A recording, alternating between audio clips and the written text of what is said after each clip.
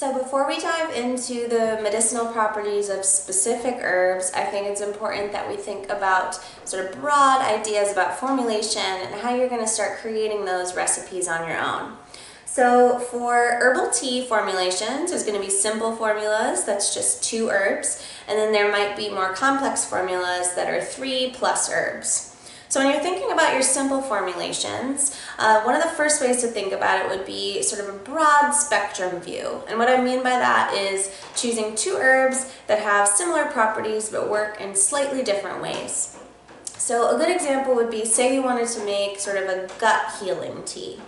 Calendula flower and plantain leaf would be a wonderful example of a complementary broad spectrum combination, because both herbs are anti-inflammatory, both are vulnerary, which means it sort of helps your healing of the cells and regrowth of the cells, specifically in the digestive tract in this situation. And both of those herbs have similar properties, but because they're different plants, they obviously have slightly different ways about going about things.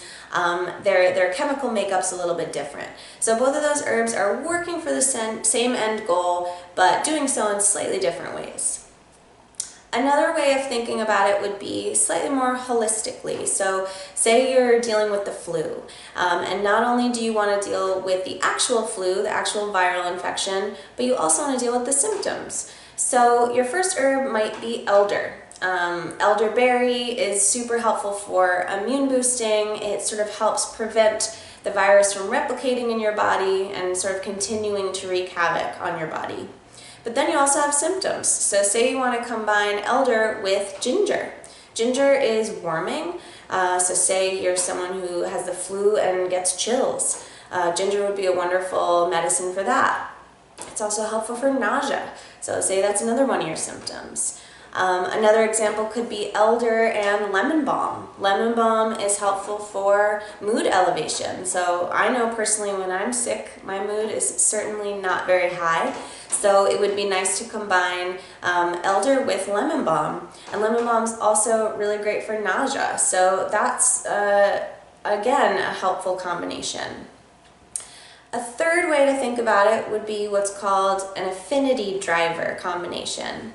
So essentially, maybe you are choosing 2 herbs that have similar properties again, say both are anti-inflammatory, but maybe that's a little bit too broad. So maybe they're anti-inflammatory to your entire system, but you need to sort of drive that anti-inflammatory property to somewhere specific in the body. So say you're somebody who has migraines, and maybe those migraines are caused by lack of sleep, stress, tension, inflammation. You're going to want to choose an herb that's helpful for those things. So maybe you choose chamomile. We all know that chamomile is helpful for sleep. It's also anti-inflammatory. It's also, just kind of a general calming herb. So that's great. That's broad spectrum. But then you want to choose an affinity driver combination. So maybe you choose feverfew. Feverfew is specific to migraine prevention, but it is also, sort of an anti-inflammatory. So you're using those herbs similarly, but you're using the feverfew to kind of drive it up to where you really need it. And side note, feverfew and chamomile are both anti-inflammatory to the gut, so that's kind of a win-win situation all around. And then moving on to complex formulations, so more than 2 herbs. I'm actually going to use my tea blend Balance. It's a sort of gut issue tea blend. It's nutritive, it's helpful for sort of rebuilding the gut and or dealing with any kind of like nausea, so just kind of a general gastrointestinal support.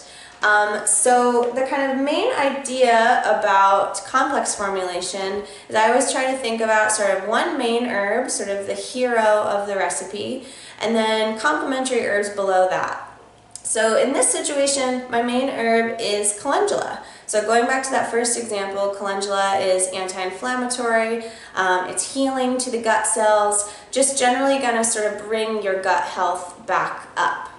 And then you also want to combine that with other herbs. So my next sort of complementary herbs are peppermint and fennel seed. So fennel seed is carminative, which means it's like warming, it's stimulating to the gut. It also helps reduce intestinal gas. So again, it's sort of going to the same place that the calendula is going, but dealing with slightly different issues in a different way.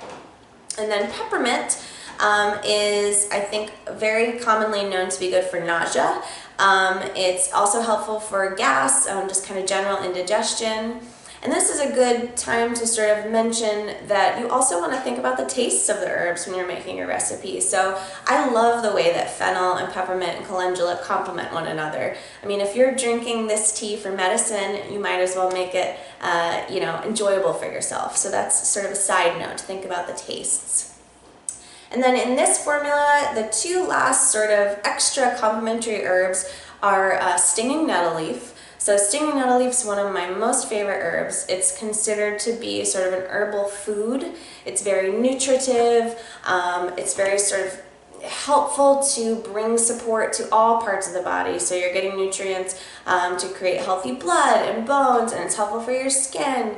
It's high in vitamin C. It's high in protein. It's just a really sort of balancing and nutritive herb. So the reason I throw that in there is because, when you're dealing with gut health issues, you probably aren't getting all of the nutrients that you need. And it's also just great to have an herb in there that is generally sort of balancing to all the systems.